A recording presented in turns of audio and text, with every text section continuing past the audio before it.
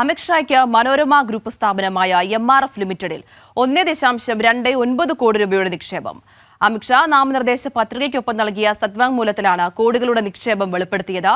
അമിത്ഷായ്ക്കും ഭാര്യയ്ക്കും 242 കമ്പനികളിലായി 37.4 കോടി രൂപയുടെ നിക്ഷേപമുണ്ട്. സ്വാതി തുടരുന്നുണ്ട്. സ്വാതി, അതായത് തിരഞ്ഞെടുപ്പ് അടുത്തിരിക്കുന്ന ഘട്ടത്തിൽ കൂടിയാണ് അമിത്ഷായുടെ കോടികളുടെ നിക്ഷേപത്തിന്റെ കണക്കുകൾ കൂടി പുറത്തേക്ക് വരുന്നത്. ആതിര സൂചിപ്പിച്ച പോലെ തന്നെ ഇലക്ട്രൽ ബോണ്ട് സംബന്ധിച്ച് വലിയ തരത്തിലുള്ള പ്രതിരോധം BJP നേരിട്ടുകൊണ്ടിരിക്കുന്ന ഒരു സാഹചര്യമുണ്ട്. ഈ ഇലക്ഷനൊക്കെ നടക്കുമ്പോൾ തന്നെ ഇതുമായി ബന്ധപ്പെട്ട വലിയ വിമർശനങ്ങൾ BJP നേരിടുകയാണ്. അപ്പോഴാണ് ഏറ്റവും പുതിയതായിട്ടുള്ള ഈ കോടികളുടെ വെളിപ്പെടുത്തലുമായി ബന്ധപ്പെട്ട് അതും BJPയുടെ പ്രധാന നേതാവ് കൂടിയായിട്ടുള്ള മുഖ്യ നേതാവ് കൂടിയായിട്ടുള്ള അമിത്ഷാ കേന്ദ്ര ആഭ്യന്തര മന്ത്രി കൂടിയാണ്. അദ്ദേഹത്തിൻ്റെ കോടികളുടെ നിക്ഷേപവുമായി ബന്ധപ്പെട്ട വാർത്തകളാണ് പുറത്തേക്ക് വരുന്നത്. നമുക്കറിയാം, ഗുജറാത്തിലെ ഗാന്ധിനഗറിൽ നിന്നും ഇദ്ദേഹം മത്സരിക്കുകയാണ് സ്ഥാനാർത്ഥിയായിട്ട് ലോക്സഭാ തെരഞ്ഞെടുപ്പിൽ. ഇത് സംബന്ധിച്ച നാമനിർദ്ദേശ പത്രികയോടക്കം സമർപ്പിച്ച സത്യവാങ്മൂലത്തിലാണ് ഇത് സംബന്ധിച്ച കണക്കുകൾ പുറത്തേക്ക് വരുന്നത്. MRF ലിമിറ്റഡിൽ 1 കോടിയിലധികം രൂപയുടെ നിക്ഷേപം അമിത്ഷായ്ക്കുണ്ട് എന്ന വെളിപ്പെടുത്തൽ ഏറ്റവും ഗൗരവകരമായി തന്നെ നമ്മളിപ്പോൾ കണക്കിലാക്കേണ്ടതായിട്ടുണ്ട്. MRF എന്ന് പറയുന്നത് മലയാള മനോരമ ഗ്രൂപ്പിൻ്റെ സ്ഥാപനം കൂടിയാണ് MRF.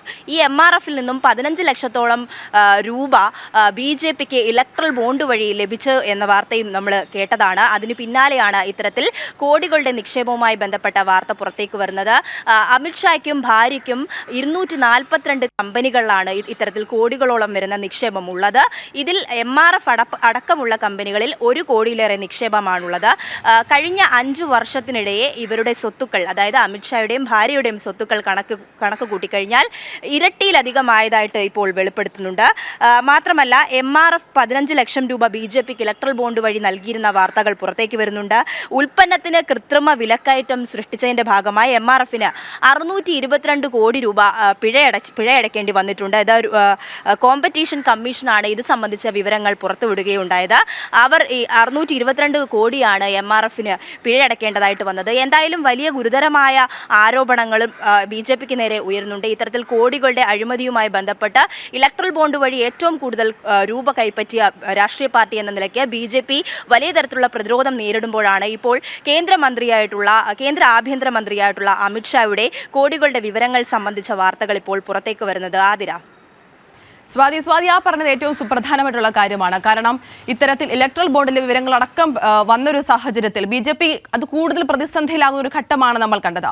അപ്പോൾ ഈ BJPയുടെ തന്നെ മുതിർന്ന നേതാക്കളുടെ അടക്കം ഈ കോടികളുടെ നിക്ഷേപം അടക്കം പുറത്തേക്ക് വരുന്നൊരു ഘട്ടത്തിൽ തികച്ചും അത് ലോക്സഭാ തെരഞ്ഞെടുപ്പ് വലിയ തരത്തിലുള്ള ചർച്ചയാകുമെന്ന് തന്നെ നമുക്ക് പ്രതീക്ഷിക്കാം.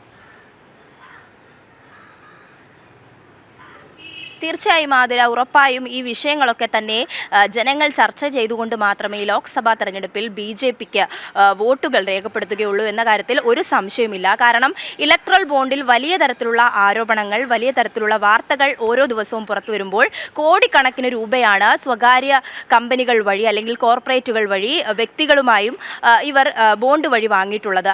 ഇത്തരത്തിൽ വലിയ കണക്കുകളൊക്കെ കഴിഞ്ഞ ദിവസങ്ങളിലൊക്കെ നമ്മുടെ ചാനൽ ഉൾപ്പെടെ ഈ വിവരങ്ങൾ പുറത്തുവിട്ടതാണ്. അതിൻ്റെ പിന്നാലെയാണ് അമിത്ഷാ കോടികളുടെ നിക്ഷേപം ഇപ്പോൾ MRF പോലുള്ള മലയാള മനോരമയുടെ ഗ്രൂപ്പിൻ്റെ കമ്പനിയായിട്ടുള്ള ടയർ കമ്പനിയായിട്ടുള്ള MRFൽ 1 കോടിയിലധികം രൂപ നിക്ഷേപിച്ചതായുള്ള വാർത്തകൾ വരുന്നത്. ഇത്തരത്തിൽ കോടികളുടെ കണക്കുകൾ അമിത്ഷാ ഈ നാമനിർദ്ദേശ പത്രികയോടൊപ്പം സമർപ്പിച്ചിട്ടുണ്ട്. അതിലൊക്കെ തന്നെ വ്യക്തമാവും ഈ 5 വർഷം കൊണ്ട് അമിത്ഷായുടെ സ്വത്ത് വിവരങ്ങൾ പുറത്തുവിടുമ്പോൾ ഇരട്ടിയിലധികം, അതായത് 39 കോടിയോളം രൂപയായിരുന്നു 5 വർഷം മുന്നേ ഉണ്ടായിരുന്നത് എങ്കിൽ ഇപ്പോൾ 65 കോടിയിലധികം രൂപയിലേക്ക് ഈ സ്വത്ത്, അമിത്ഷായുടെ സ്വത്ത് വിവരങ്ങൾ, കണക്കുകൾ പുറത്തേക്ക് വരികയാണ്. എന്തായാലും ഏറ്റവും ഗൗരവകരമായിട്ടുള്ള കാര്യം തന്നെയാണ് ആതിര. ശരി സ്വാതി, സന്തോഷാണ് വിശദാംശങ്ങൾ നൽകിയത്.